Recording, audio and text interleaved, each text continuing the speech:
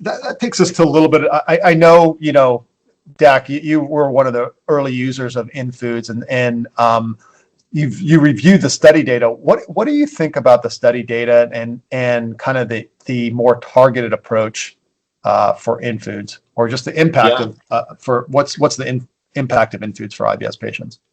I really like where IBS inFoods is headed, and that's really trying to do a more personalized, targeted approach to treating these patients with IBS. Right? We want to do our best to get to the root cause and empower these patients to make management decisions based on what's happening with knowledge of their own body, versus just cycling one drug after another. And that's what IBS inFoods does. It empowers these individuals to take full knowledge of what's happening with their body and make appropriate decisions, right?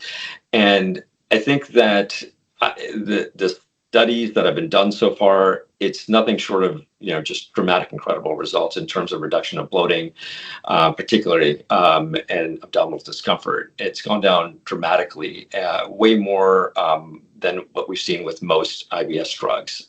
And the nice thing about this is that they are then, instead of, I said earlier, this kind of blunt approach that you take with the low FODMAP diet. So instead of a sledgehammer, I feel like with IBS inFoods, you're using more of a scalpel, right? To really pinpoint exactly which foods are problematic.